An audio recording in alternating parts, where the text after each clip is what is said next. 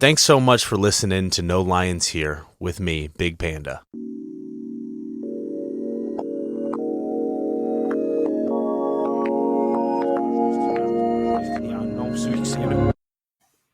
Hey, what's up, everybody? Welcome back to No Lions Here. My name is Big Panda, and I'm a recovering sex addict. On today's show, I have a very special guest with me. Jessica Jordan is a former wildlife biologist who has an incredible story of overcoming adversity and now dedicates her life to helping men recover from porn addiction and other sex-related addictions. Jessica's journey is truly remarkable.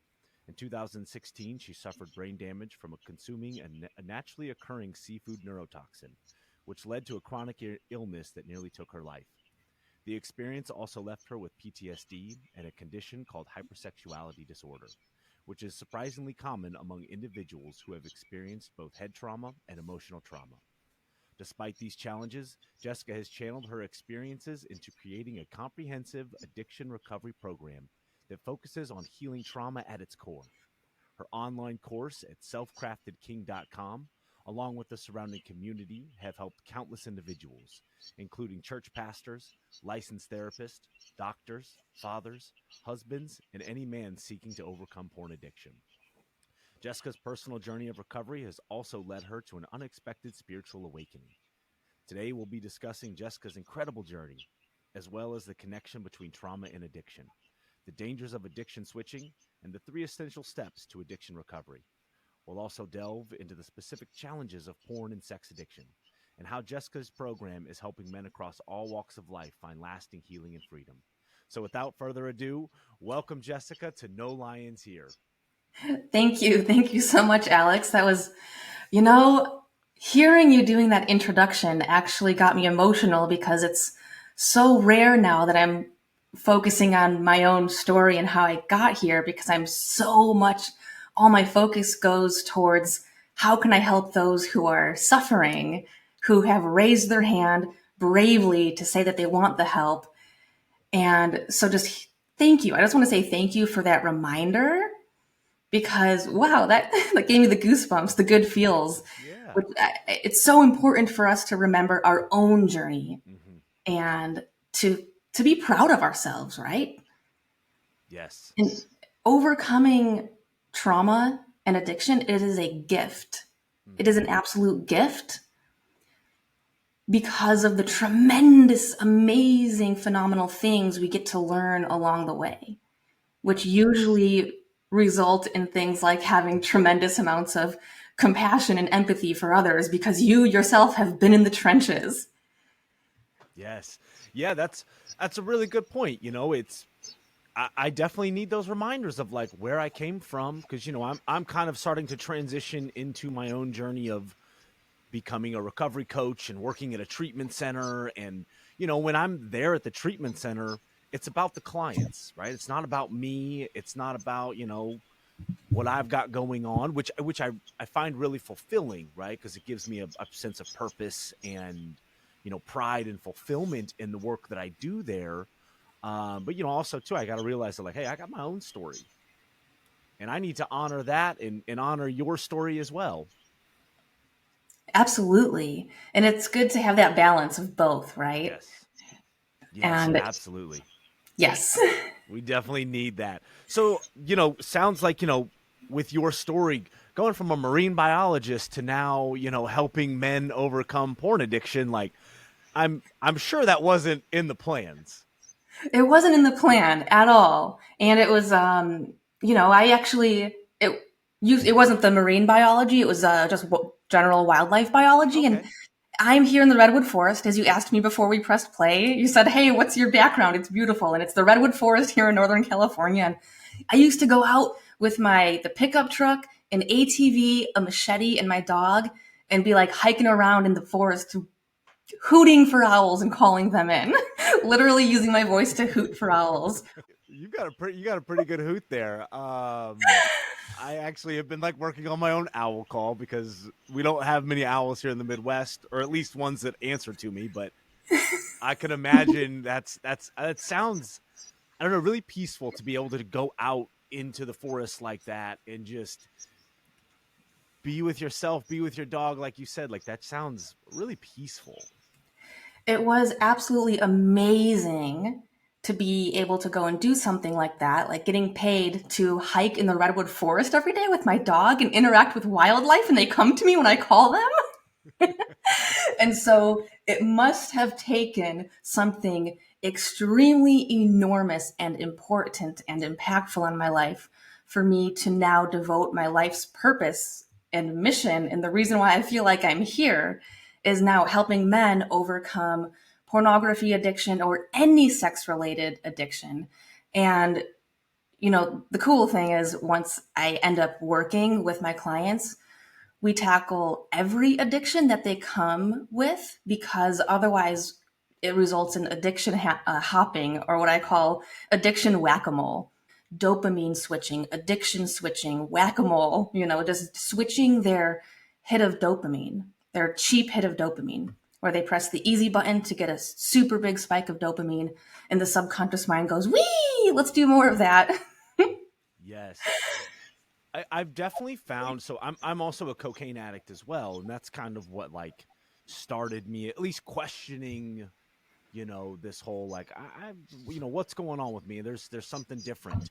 But I have found that in my S recovery, S meetings and therapy with a CSAT, and even going to treatment specifically for sexual addiction, that I've been to a handful of NA meetings. However, I've found that in my S recovery, that is the core for me. And that in my S recovery, I have been able to go in and essentially, kind of curb the urges for also too. I know that recovery from sex addiction, porn addiction is really hard to do. And so with the substances, I've got to know people and go out and get it. And obviously in today's world, sex, porn, it's all at our fingertips. So I've definitely found that working on my sex addiction has really helped me in my other areas of addiction as well. Oh, absolutely. And another reason to add on to that, because everything you said is totally spot on and really important. Like, if anyone wants to watch pornography, you can have it in within 2 seconds on your phone, and you don't have to drive across town, meet your dealer, and pay for it. It's just free and always available in the endless amounts. And so the other aspect is, as human beings, we are deeply wired to be sexual beings. It is in our DNA so much. And nobody goes through puberty and is like, it's time for cocaine, it's time for alcohol. But everyone goes through puberty and is like, holy shit, it's time for a sexual experience. Right? Yes. Yes. And it is am I allowed to swear in your podcast? Oh, absolutely. Yes. Whatever you want to say. Sometimes it just comes out for emphasis. And, our sexuality is a big, beautiful, amazing, wonderful part of who we are. And it is one of those things that, if it's not used in the right way, can absolutely destroy us. And when it is used in the right way, it can absolutely empower us and heal us and take us to better places in life, but only if it's used in the right way. And the interesting thing about any sex related addiction is when we look at other addictions, gambling, cocaine, alcohol, whatever, you take that substance or that behavior and you put it on the shelf, you lock it in the closet, and you don't go there again. When you've overcome it, you don't touch it again. It's just not something you're going to welcome back into your life. But when it comes to our sexuality, you do not want to just suppress your sexuality or put it on the shelf, because that is not good either. Because that means we are disconnected from a very real and a very important and a very powerful part of who we are. So when it comes to a sex related addiction, it's rewriting the relationship you have with your own sexuality so that you can experience it in a very healthy and empowering way. And that is what sets sex related addictions apart from other addictions. Yeah, that's a really good point, and actually something that I've been kind of working in this treatment center. I go up and I introduce myself as Alex, I'm a sex addict, right? And I truly believe, and I've been talking about this recently. So I don't know, it's just higher power thing. It's just I love how all of this works, and that I'm in a place where like I can just see these things in the moment. But it's one of the things that I've been kind of talking about recently is, with drugs and alcohol, I don't ever want to go back to those ever again in my life. I'm done with those. But in order for us to, and I think that's why being a sex addict, there's a different perspective that gets brought to the table, because I'm trying to take something that has made my life unmanageable and now trying to learn how to integrate it back into my life in a healthy way. And Yeah.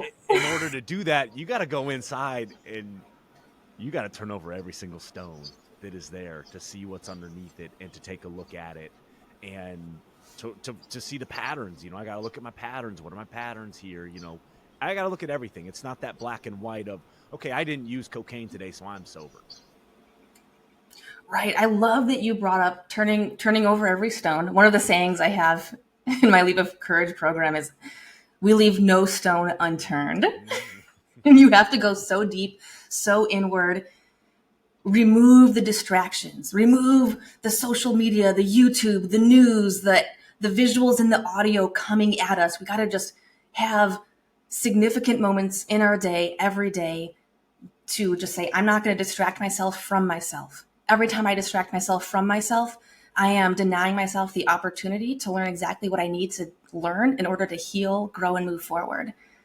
And so I love that you said that. And that is how we unturn the stones, right? How we turn the stones over and see those hidden depths within us that exist, that are usually terrifying for us to look at, which is why it feels better to distract ourselves from ourselves.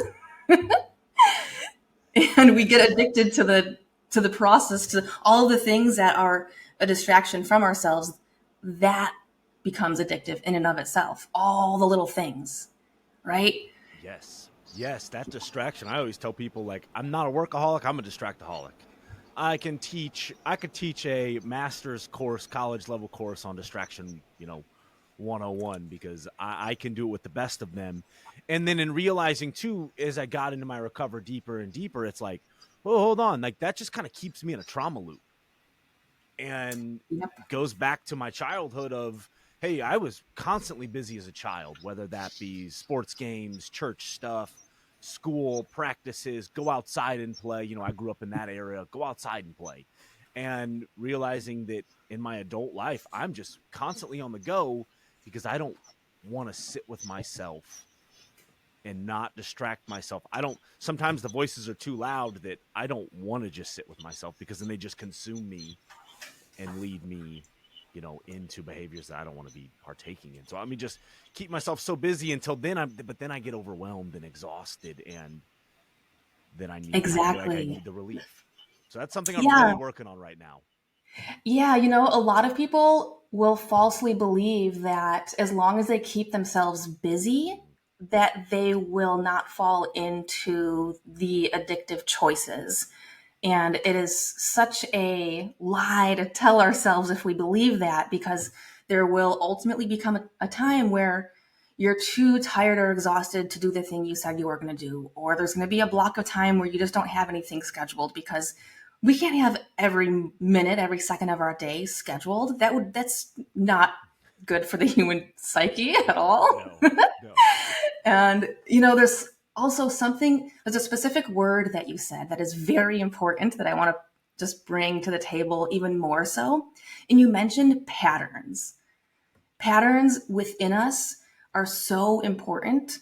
Uh, this is one of the areas where is one of my personal specialties. And I think one of the reasons why is because I had such an enormous lack of self-awareness for most of my life that when I began to become self-aware, which involves the patterns, it became so thrilling for me to learn the patterns, because every new pattern is an opportunity for growth. Every destructive, hurtful, harmful pattern that we are made to be aware of 100% of the time is the mandatory thing we need to know in order to grow.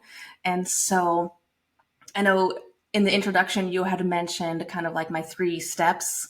And I Yeah. say, like, you don't need 12 steps, you only need 3.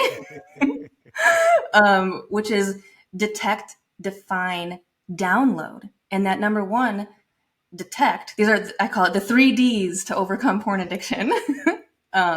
It's really any addiction or any trauma or any habit, any pattern we have. So that first one is detect. We must detect the patterns within us that are self-sabotaging. And these are going to be choices such as behavioral patterns. These are going to be emotional patterns. Are we emotionally reacting and responding in a way that isn't serving us? For example, having anxiety, having social anxiety might be a pattern that prevents someone from going to a fun, healthy, safe, uplifting social event.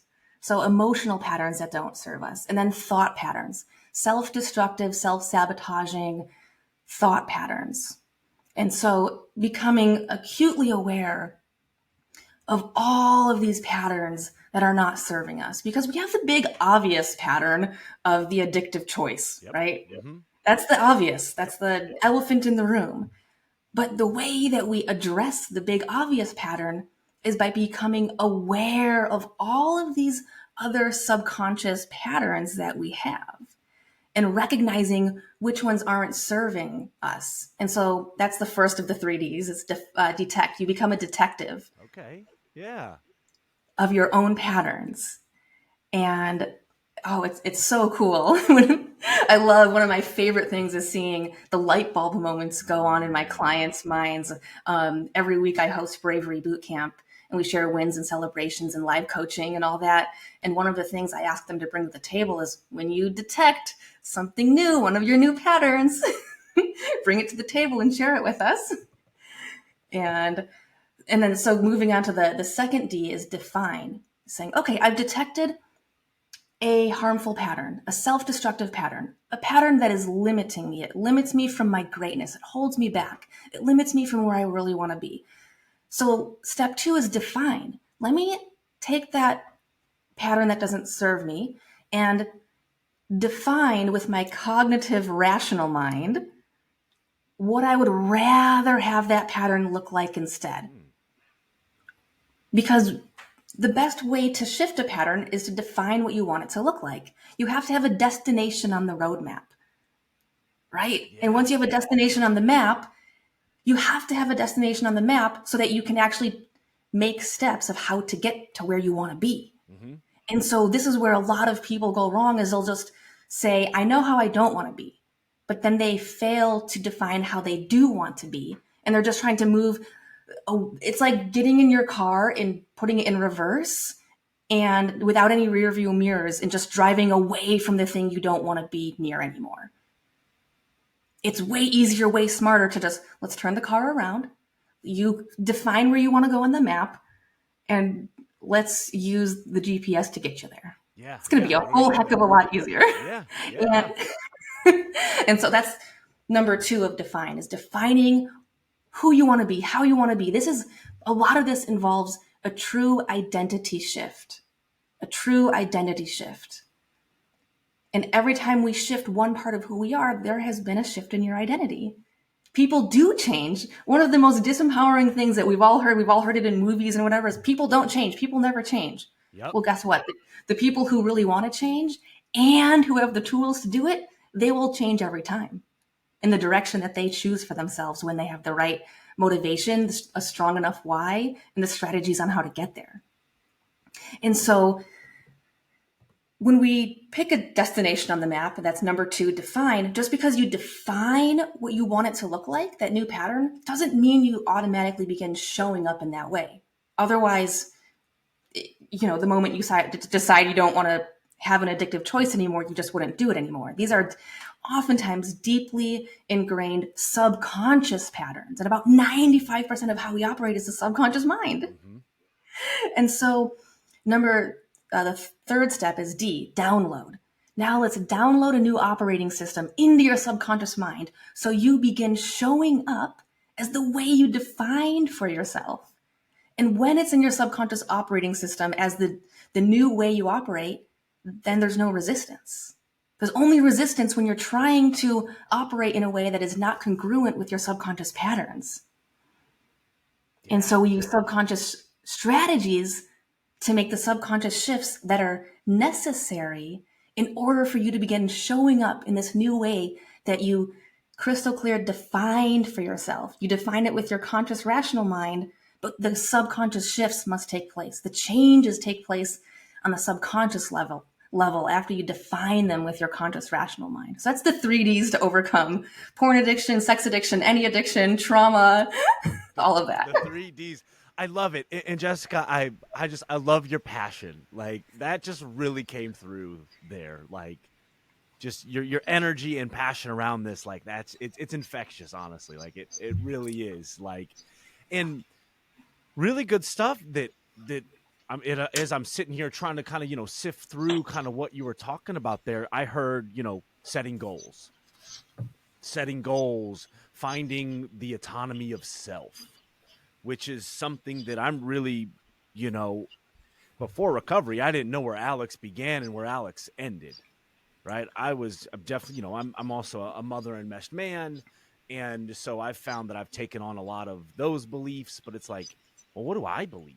What do I want? What do I want out of life? And now let me set goals for that. And that's definitely kind of what I heard in what you were describing there is setting goals. Because once I set a goal, I'm putting in that destination.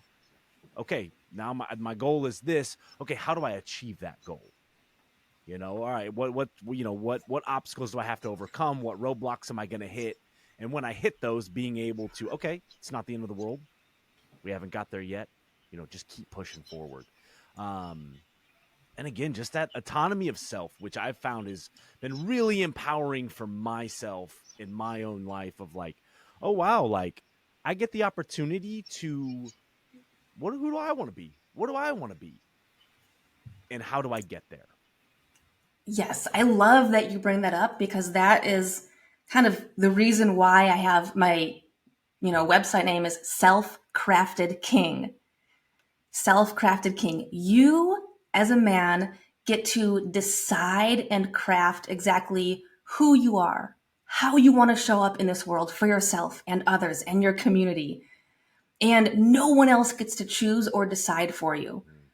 If someone has a significant other, your significant other doesn't get to decide. Your parents don't get to decide. Your church pastor doesn't get to decide. You and only you choose, you decide. And when we're always distracted and plugged in, we're often hearing how we should be. And that denies you of the opportunity to go inward and for you to really decide who you want to be. And it is so important, critically important.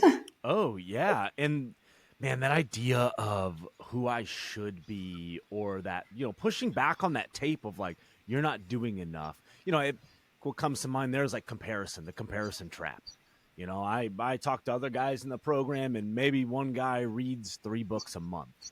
And then I'm sitting here going, well, I'm not reading any books right now. So I'm not doing what I need to be doing. And, oh, man, and then that just funnels down and back into that tape of, well, I'm not good enough. I'm not doing enough because I'm not good enough. And it's like, no. Now, with the awareness that I have in the time that I have in a program, it's like, that works for him. That doesn't work for me. And that's okay. I've got things that work for me. And, all right, good for him. That's his journey. I have my own journey. And that's exactly what it is. That's my journey. I get to define that. Nobody else does. Exactly. And it's puzzle, you take everything you learn and you can kind of piece things together. Like this works for me. I like it when I do it this way. I know that he shared that when he does it that way, but I find that when I do it this way, it works better for me. Yeah.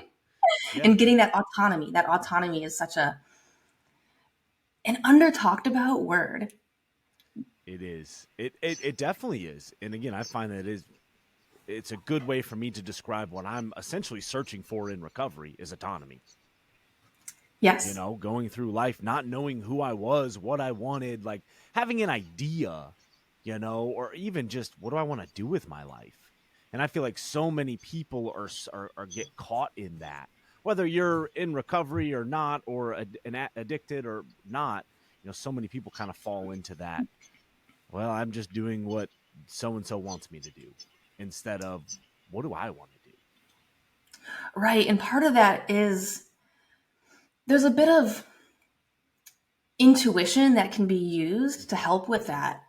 When I was going through my recovery, I had gnarly, a chronic illness that was, gave me hypersexuality disorder, that gave me chronic pain so bad to the point where it was like I didn't know if I didn't want to live anymore, if it was going to continue being that way, contemplating like, should I end my life in 6 months if I do 100% everything and not see improvements? And it's ultimately going out there and finding solutions and using your gut intuition to say, I'm going to use this part from what I learned there. I'm going to use this part from what I learned over there. I'm going to use this part from what I learned over there. And you can cherry pick the parts that are going to work best for you. And that's autonomy, right? Yeah. Saying, hey, I'm not going to. And that's one reason why I kind of teach my program like that. I give an enormous amount of strategies, but with also an enormous amount of flexibility, autonomy. This is how you can use it to shape it. This is how you can shape it so that it fits the one and only you. Yeah. It's like an adventure of experiences. Yes. Like I get to go out and have an experience, whether it's a good experience or a bad experience or somewhere in the middle, the gray area. Like I get to go have an experience with that and figure out, okay, what can I take away from that? Right. I have the choice now to learn from my experiences. Whereas before, I was not learning from my experiences at all. Like clearly, because I kept running back to the same experience, hoping for a different result. Whereas now, with my experiences, I have the choice to learn from them. Okay, hey, that didn't work. So you know what? Probably shouldn't do that again. Or hey, that did work. Okay, cool. Or maybe part of that worked and part of that didn't. Okay, cool. Again, sifting through things to find what works for me. Yeah. And I think one really important thing to add on that is I think a lot of people in general will try something out and say it doesn't work for them before they gave it a real opportunity. For example, we know that yoga will do more healing for trauma and addiction than any prescription drug ever can. And we know that to be true in science. It's been studied. And there's endless testimonials. But if someone only goes to yoga class like 5 times, but they're not like, they haven't gone enough times to really get into that flow state, get into the groove, they might say like, hey, I went 5 or 6 times and it didn't work. They didn't actually have enough skin in the game to know if it works or not. Or if someone says, I've been meditating for the past three months and it just doesn't work for me. That's not enough skin in the game. That is for someone who's, there's so many people who just don't have enough skin in the game to give something a real chance to know if it worked for them or not. And so many people just throw in the towel and say, see, it works for everyone else, but not me. I'm gonna raise my hand because that's definitely been me in my experience of like, or even I'll get to the point where I'll think, oh, I'm not going to be any good at that, so I'm not even going to try it, or try it once and oh, I didn't do that perfectly, so therefore I'm not any good at it. Ooh, I just had a physiological response when you said that. you know, when we say things like that to ourselves, I'll let you in on a little secret. Our subconscious mind is listening to what we say 100% of the time. It is always our audience. And everything we say about ourselves, either out loud to ourselves, to another person, in our journal, it's a form of self hypnosis. Mm, It's a form of self hypnosis. And now you literally get stronger neural pathways in your brain to strengthen that as part of your identity. mm. The words we choose are highly important and we are affected. So the moment you say something like, it will work for others, but not me, you are making that true for yourself. Mm. Yeah. And the moment we say something like, uh, you know, I'm an anxious person. Oh, I'm not the type of person to get things done on time. I'm just not that motivated. Every time we say that, we strengthen our neural pathways to make us show up in that way even more so. And then it becomes ultimately like a self-fulfilling prophecy, but this is just, essentially combining psychology and neuroscience to know how these things work, to know how true and effective it is. And so being extremely mindful about what we say about ourselves out loud in our mind. And this is where we have to become highly aware of our patterns. There's that pattern word again. What patterns are we using with the messages we are saying to ourselves? What story am I telling myself, about who I am? And so recognizing the patterns that keep you in the identity of a person that is not where you want to be. So important. So important. And when it comes to recovery in particular, it's this fine line we have to dance sometimes because we want to be raw and real and honest with ourselves about things. But we also want to take advantage of subconscious strategies so that we can get our goals reached faster and easier. So one of the things, for example, when we say something like, I am still in recovery, that might be a truth that exists in the universe. But every time we say it, now it's something that I call it dangling carrot syndrome. Okay. If you've ever, I don't know if some of the younger audience has those cartoons these days, but I'm like, all right, I was born in the early 80s and all the cartoons there was like a guy riding a horse or a donkey. And if you wanted it to go somewhere, he would tie a stick to the donkey's like face with a string, and there would be a carrot dangling in front of the horse. So the horse would move, but the horse never gets to have the reward of the carrot. He's taking action to meet a goal. The action is movement to get the carrot. But if you never get the carrot, which is the goal, then you're stuck in dangling carrot syndrome. And you're just always working for something that is not attainable because of where you have placed it.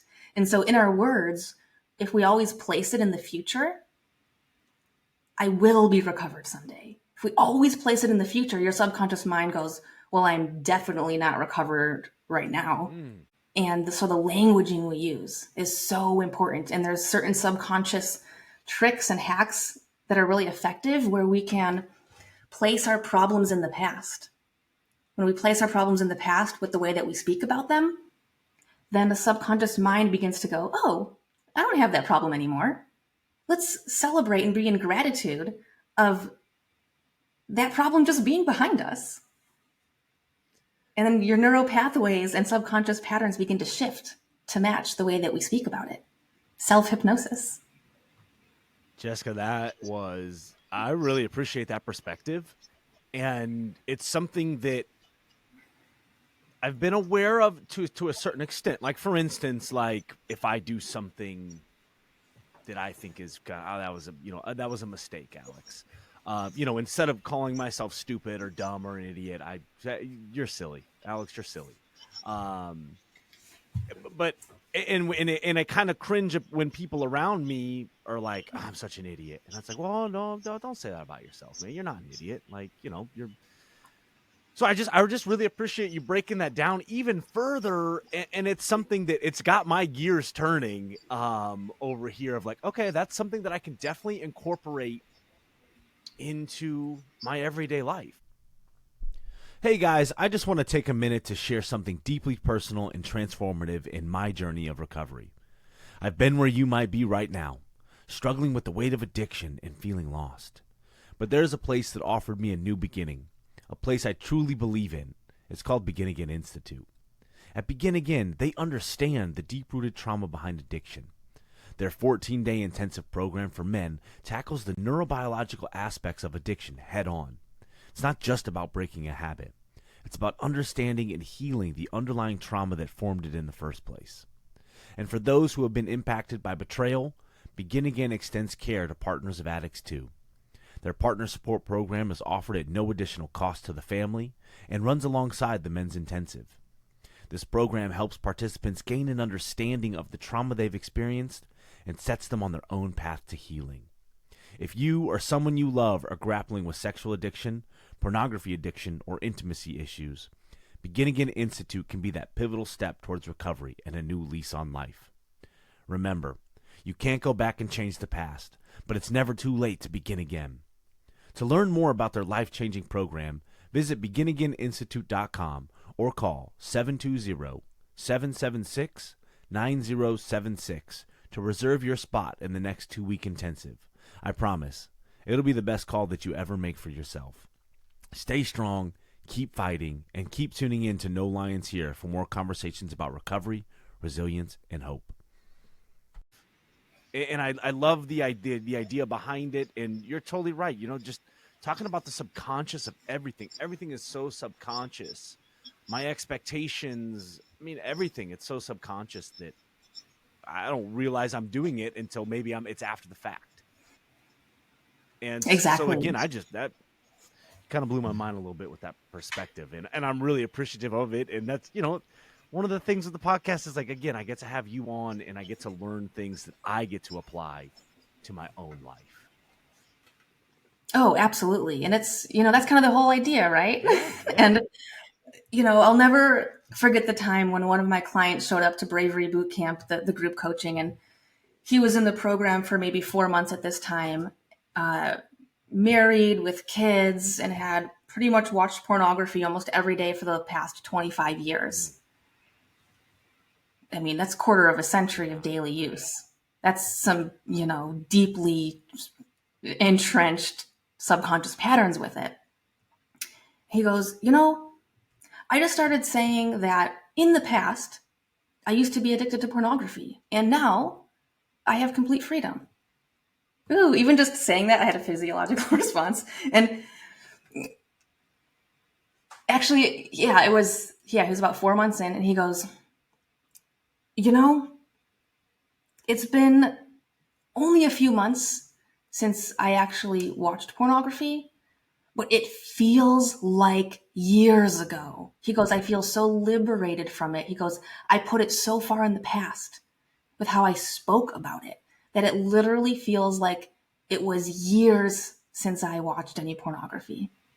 He goes, it feels like years. He goes, it's only been a few months, but it feels like years. And I'll never forget that moment because he shared it with us and it was so cool. Yeah, wow. That's powerful. That's such a good way to look at it. I oftentimes just get kind of really caught up in the complexity of things. Because there's always a lot going on. There's a lot of layers to the onion, and sometimes I can definitely get bogged down with just getting caught up, and instead of trying to make things simple, which obviously there's nothing simple about trauma, but there are kind of simple ways to go about it, not necessarily easy ways, but simple ways. And I can get so caught up in the complexities of things that it just then it just kind of kicks me into overdrive, and it's I need relief. Yeah, that simplicity is so important. When we don't have simplicity, then we can be overwhelmed. When we're overwhelmed, we shut down. And so that simplicity is so important. Yes.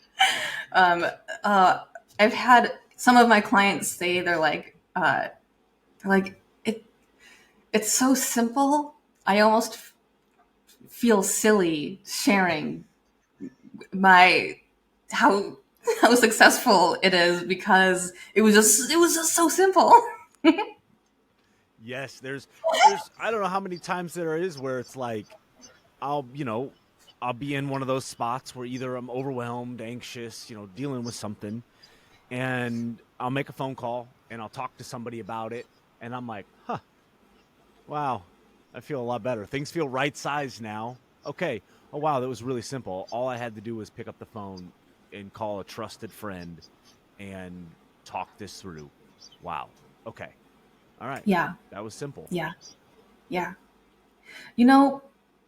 As you were saying that, there was something simple yet deep and important that came to mind that I think is very relevant, worth sharing when it comes to a sex-related addiction. One of the things that happens when we are engaged in a sexual experience is we are flooded with the neurochemicals that say, I am safe. I am safe. And so when someone feels a twinge of insecurity in their nervous system, in their subconscious mind, then there could be an urge to relapse to a sex related addiction.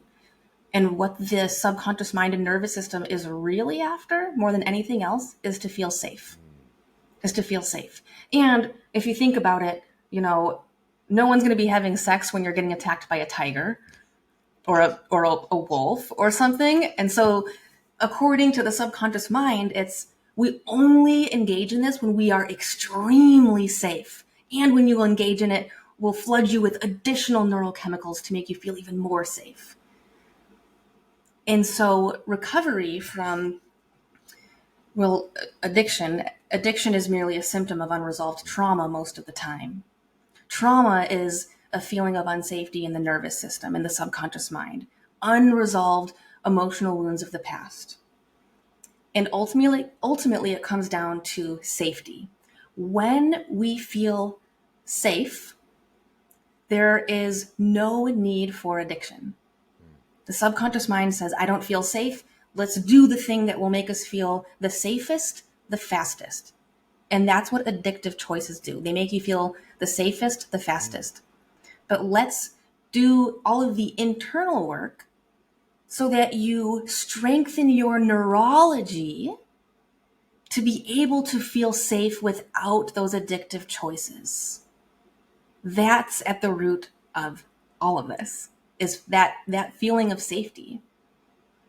And one thing that I learned, there's this amazing equation. It's an equation that I learned from Brian Kelly, when I did my breath coach certification, it was through his course. And healing equals vulnerability plus safety. Healing equals vulnerability plus safety. And having an empathetic witness to your pain, how healing is that? Yes. How healing is that? It's this whole the idea of safety. And if I look back at my addiction and my patterns and my behaviors, absolutely, because I'm thinking about, what I've used sexual experiences for. And that is to be seen, heard, and validated. That Yes. is what I've used it for. Because if you Yes. are willing to have a sexual experience with me, you are going to see me, you are going to hear me, and you have validated that I am good enough to have this experience with you. Which then, just like what you brought up, that I have not seen this piece before, funnels down into safety. Yes. And it all funnels to safety. And I am short circuiting, I need safety. Well, maybe I don't have that. Maybe I didn't have that. So let me short circuit this, find a sexual experience to have so that I can then find that safety. And now Yes. in a program that I have those safe places that I can go. That's, again, I thank you for sharing that. Like that it just adds on to, okay, cool. Like I really appreciate that perspective. Yeah, it's Absolutely. safety. Yeah. Safety. And safety isn't necessarily being in a safe environment, because there's plenty of times when we are absolutely, truly safe, but we don't feel safe. That's what trauma does. It makes us not feel safe when we actually are safe. And so what is safety? It's a set of neurochemical conditions that your subconscious mind says, I am safe. Mm-hmm. That's massive. You have elevated oxytocin and serotonin and lowered cortisol and lowered adrenaline and epinephrine and all these things, right? And so it's safety is a set of neurochemicals that the subconscious mind reads as saying, I am safe. And so part of this healing is learning how to feel safe when you actually are safe. That's so that your emotional state matches the environment. We need to train our neurology so that our emotional state matches the environment. And listening to, what you were saying about feeling seen and validated, and that connection, it's we're seen, we're accepted, we're validated. That feels safe, right? And that was my sex addiction was like that as well. And it was even before I had the PTSD that put that 19 millimeter lesion on my brain, that neurotoxin that I ate, I had a pattern of using my sexuality so that I could feel validated and seen. And that was the way that I had learned to develop a false sense of safety, was through the sexual outlet.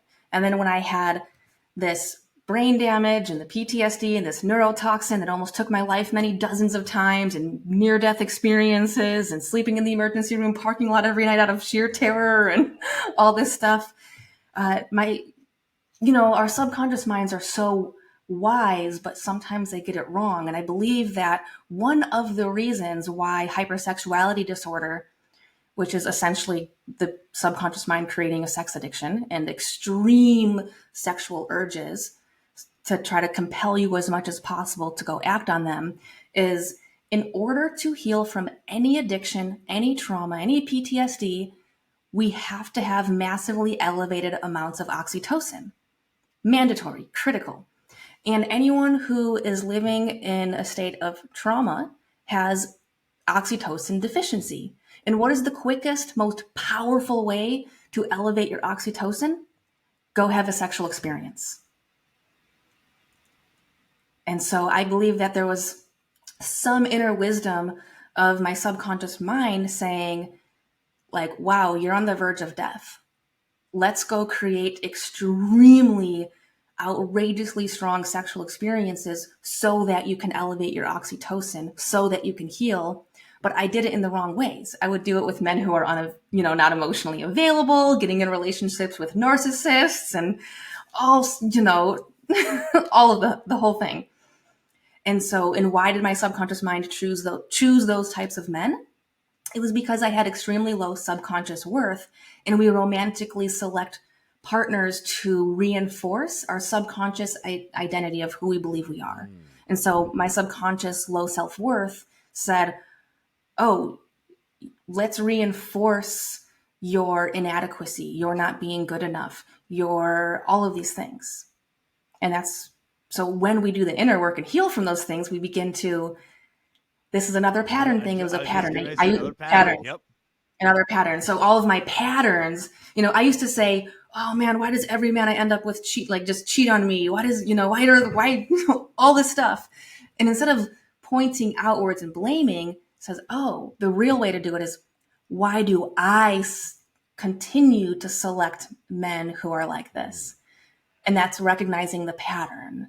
And then going into the why. Oh, it's because I have subconscious low self-worth. I never knew that, because I was like the charismatic extrovert who would just go out there, then that no one would ever suspect. And usually people who are the most charismatic extroverts oftentimes have the lowest self-worth, and they're using that, the social activities for external validation seeking. And so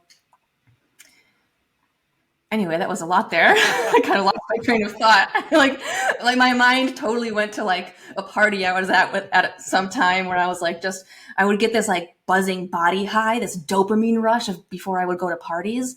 And what it really was like, and I did not have the awareness of this pattern at the time, but I couldn't wait for just a whole party's night's worth of external validation seeking, or receiving the external validation. And so that would happen in social situations, but then also in sexual situations. Some people call that sexternal validation seeking. I've never heard that before. I think one of my clients came up with it like a couple of years ago. That is, I think I do kind of like that, because it's not necessarily so much about like the actual, when I go out, it's not so much actually, it's about the sex. It's, oh, this woman made eyes with me. Oh, we made eyes, or wow, I just had a little quick conversation with someone that I found attractive in the gas station. Oh, wow, that gave me a little pep in the step. And I didn't have to have sex with the person, but it still gave me that hit, because in that sometimes I'm out looking for that. I'm looking for somebody to make eye contact with. Right? That's years ago, before I did all this inner work and healed from this stuff.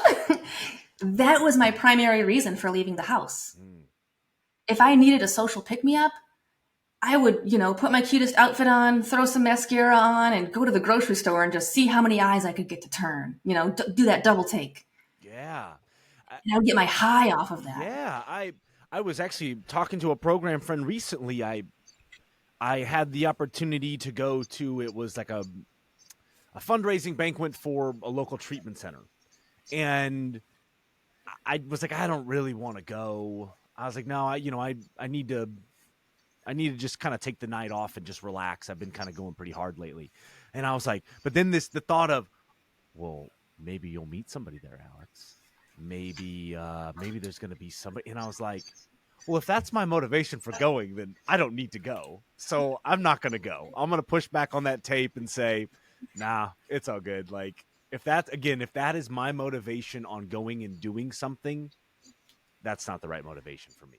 And then adding to that, it's not a bad thing if we find someone attractive and we get a little bit of extra pep in our step. Like that doesn't, it's what do we do with that energy? Yeah. We have just been energized. What are we going to do with that energy? And so perhaps you're familiar with this term, sexual transmutation, where it's saying, I have just been sexually energized, but I don't want to use it for a sexual experience, but I am buzzing with energy. Let me convert that amazing, wonderful, powerful energy I have been gifted with and convert it towards reaching my goals. Maybe I'm going to go to the gym and just have the best workout. Maybe I'm going to go for a run. Maybe I'm in this elevated mood. Maybe I'm going to call a friend and just have an amazing conversation. And you are converting the sexual energy into a different type of energy. So that energy, so we don't want to suppress it. That's not good. Right. And if it's just stays as being the sexual energy, you're going to be in a place of suffering until you meet your desires, needs, or convert it into something else that might serve you better in that moment. Yeah. You bring up a really good point there around like not being able to, I am allowed to see the beauty in people. And then you make a really good point there of like, okay, well, what are you going to do with that on the other side of that? Say I see somebody attractive out, and I am allowed to say to myself, wow, that person is really attractive. I am really attracted to them. And then, well, then, like you said, what do I do with that afterwards? Does that then go into fantasy and and so I need to watch that, but also too, again, just, it's okay for me to acknowledge beauty. It's okay for us to acknowledge beauty. And that there's nothing wrong with that. And that early on, I would kind of find myself shaming myself when I'd be in that place. Well, and then that didn't help me at all. That just kind of made it even worse, and that spiral even quicker for me. Whereas today, it's like, no, I am allowed to do that. Absolutely. And converting that shame into gratitude. I am so full of gratitude that I saw an attractive person that put extra pep in my step, and I just was able to go and like clean my house like crazy or mow the lawn, or like I just did 20 push-ups because I had to put that energy somewhere, and I'm a stronger version of myself now. And now I have gratitude for having that attractive person in my day. Yeah. And replacing the shame with gratitude. So back to the oxytocin that you were talking about, and wanting to know if there's what are ways to increase that without having to go out and find a sexual experience. If you're in an oxytocin deficit, what are some of the ways that you can kind of work out of that? Ooh, I love this question because it's so important. Well, anyone who loves animals, that's an easy one right there. Anytime you're engaging or interacting with an animal, if you have pets and you're petting them, even eye gazing with your dog, these are all ways to boost oxytocin. And there's a reason why we love looking at cute things. It gives us an oxytocin boost. And if we look at a cute thing who's just like being cute at life, like, a puppy or whatever, and that cute thing is safe, if the cute, tiny little baby thing is safe, well, I know I'm stronger than that thing, so surely I must be safe too. The cute little defenseless thing is safe. I am so much stronger than that. I know I must be safe. This is kind of like, the conversation that the subconscious mind happens in a split second. Yeah. And So interacting with animals, and if you don't have a pet, maybe you have an apartment and you can't have pets there, then go to your local animal shelter and be a volunteer dog walker, or sitting in the kennels with those scared, sad, lonely dogs who just want to feel safe themselves, and oftentimes they won't. Sitting with them, it does a double gift where you get to have the oxygen, and especially if they're like, really scared and it takes some time, there's like an extra satisfactory, like, wow, it took some time for that one to even let me get close to it. And there's like this extra oxytocin boost that happens. Uh, Another thing could be volunteering at hospitals. Not all hospitals have this, but some do, where there are brand new babies that have just been born and they don't have, like, the parent was didn't want the baby and they rejected it, or they died during, there's basically like babies with no mothers, and there are volunteer programs where you can hold brand new little babies, and it's like a skin to skin contact. It is required for those babies to have that so that they don't receive trauma. Without it, they will have trauma, because the first message that they will receive is, I am unlovable. Mm. On the subconscious mind knows it. And so if that baby isn't receiving constant and daily skin to skin contact, it says, I'm unlovable, and there will be trauma. So you can see if your local hospital has something like that. That might sound vulnerable for some of your That listeners to go and do so. I I don't know. That's wait. I really like that. The whole idea with the dog. My dog. I do that to my dog every single day. I'm all over that dude, staring in his eyes. Making eye contact. Like I smother him, and it really, like, it does make me feel good. It really does. Are there times where I wish he could talk back and tell me it's all going to be okay? Yeah, I do. But also Yeah. knowing that, like, he loves me, just that coming home every day and him wagging his tail, like, all right, man, well, I was going to go do X, Y, and Z real quick, but yeah, I'm going to come say hello to you and just get up in your face. And then also too, like, my brother just had a kid. Well, I guess it's over a year ago, but anytime he bring that kid over, I want to hold that baby. I want to hold that baby. Let me hold that baby. And just the joy that came over me in getting to hold my niece and getting to interact with her and seeing how cute she was. Just naturally cute in the world. Like, gosh dang, you're cute. Like, just getting that always brought, yeah, just a gratitude. Gratitude. Absolutely. And oxytocin boost. Yes, yes, yes, Yeah. yes. Yeah. Other things that will boost oxytocin is getting a massage. So if you have a significant other, or, go to a professional if you don't have that, and just getting a massage. Safe touch. Safe touch is so important. There's a thing out there called touch starvation, which is oxytocin starvation. Touch starvation. There are so many people who don't get safe and loving touch. And we as human beings, we are deeply ingrained to have safe and loving touch daily, on a regular basis. This is where pets can come in handy. If we don't have, they can provide that for us. But occasionally treating yourself to a professional massage can help with that. Getting that oxytocin boost. Going out in the sunshine. It's I'm loving this time Yeah. of year right now because I have a deck out there. I go do my meditations out on the deck. I have a mat that I lay out. I'll take naps and meditations and listen to binaural beats, or listen to the nature and the birds, and those things. It's all oxytocin boosting. Yoga and meditation are oxytocin boosting. Saunas are oxytocin boosting. Even just laughing with your friends is oxytocin boosting. And so there's a lot of ways that we can do that. Certain breath work strategies are oxytocin boosting.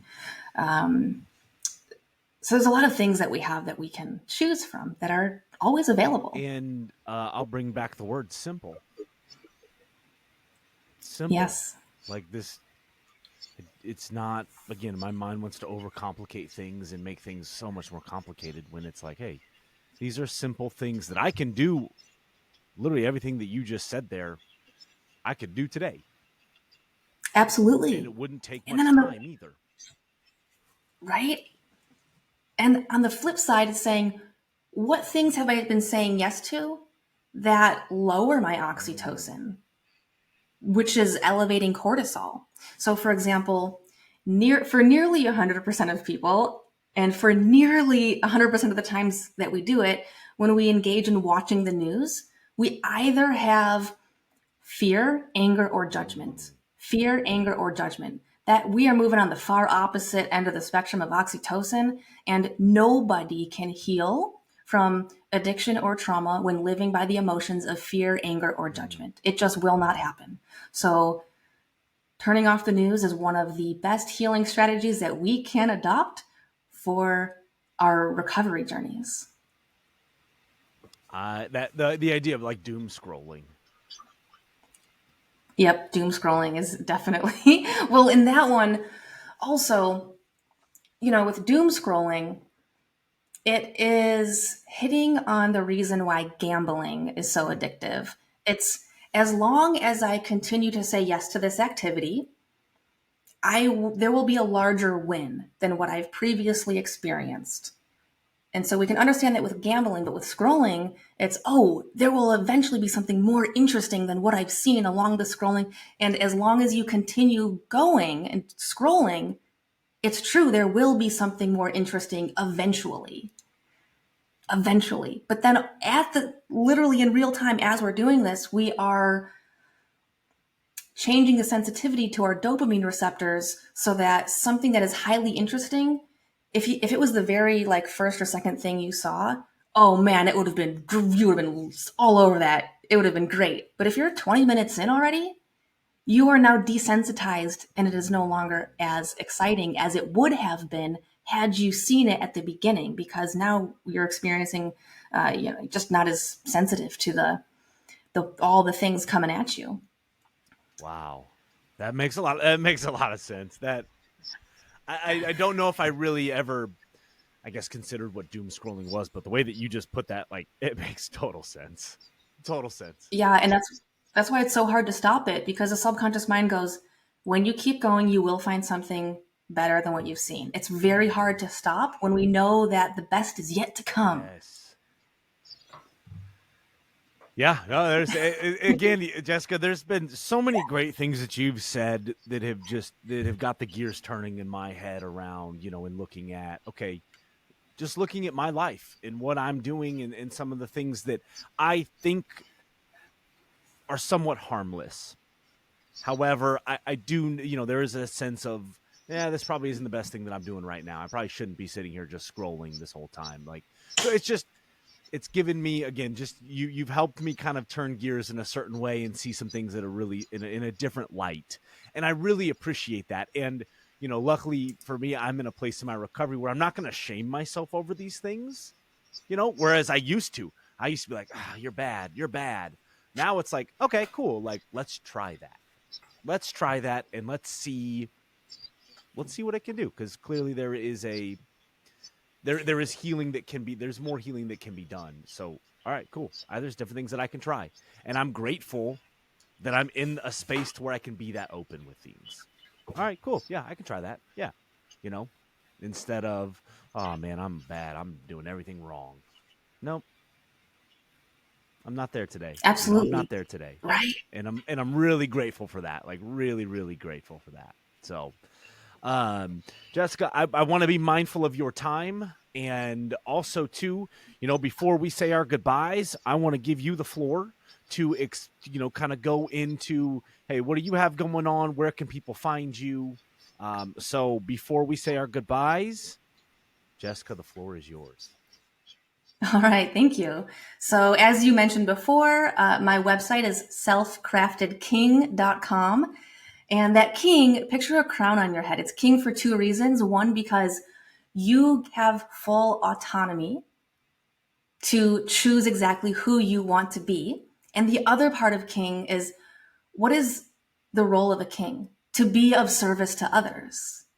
It's not self-serving, but you must first have self-compassion to heal and get to yourself to an elevated state so that you can be of stronger service to others. Maybe that means being the best father possible, or the best husband, or the best whatever it is you choose, your autonomy, your choice, whatever you choose for yourself, you are showing up for others in a way that makes other people have gratitude for you being a part of their life. That's how we be of service to others. And so that's selfcraftedking.com.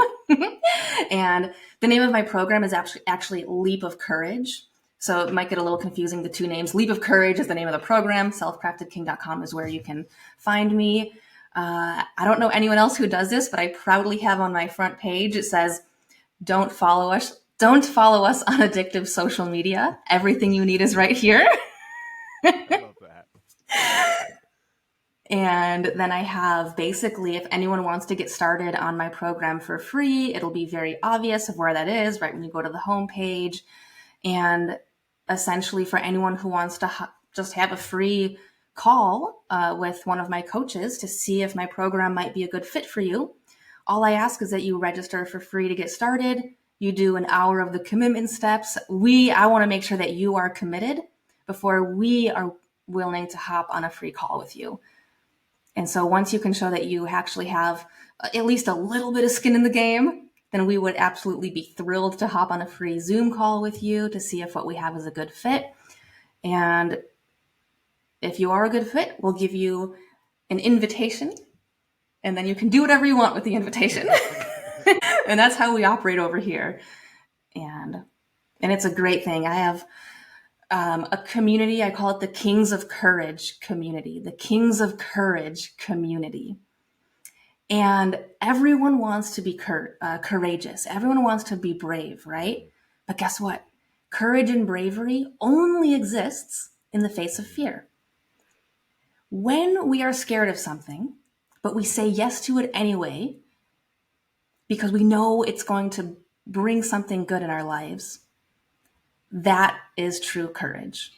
So the Kings of Courage community, where instead of having it be on addictive social media, I have my own app where anyone can log in, and you can talk to the other men in there and have conversations and posts and support each other. And it's so amazing because I've never seen such a brave group of men anywhere else come together, and you get, points for crying in front of each other, because that is vulnerability. And what is healing? Healing is vulnerability plus safety. Having an empathetic witness to your pain. And so it is incredible how the men in this group support each other. It is just amazing. And I am so inspired by them. They are the heroes. And I'm so honored to work with every one of them. So if anyone is curious or interested in being a part of the Kings of Courage community through the Leap of Courage program at selfcraftedking.com, a lot of names, then come check us out. See what it's all about. Awesome. And I will put that in the description, selfcraftedkings.com. Jessica, thank you for all that you do for the community. Thank you. Thank you. And thank you for coming on the show. I really appreciate that. This was an awesome conversation. And I definitely would love to have you back on in the future. Again, my mind is rolling. There's so many of these things that we could just continue to talk about. And so I'd love to have you back on in the future. And again, just thank you so much for everything that you're doing. And thank you for your time today, too. I really appreciate it. You're so welcome, Big Panda Alex. I wanted to just put it all together. I didn't want to use just one. Hey, no one's done that yet. So you're the first person, Big Panda Alex. I like that. Yeah. Worse. And I would love to be on for another episode. And this has been fantastic. And we really only scratched the surface here. Yeah, absolutely. All right, Jessica, I'm going to end this. I'm going to have you stay on just so that the software can upload everything. But again, Jessica, thank you so much for coming on. I really appreciate this. You've added to my life by being on this call today. And I am truly grateful for that. So thank you so much, Jessica. I really appreciate it. You're so welcome. And thank you. It's the gratitude circle. Keep it going. All right, guys. We'll see you guys next time.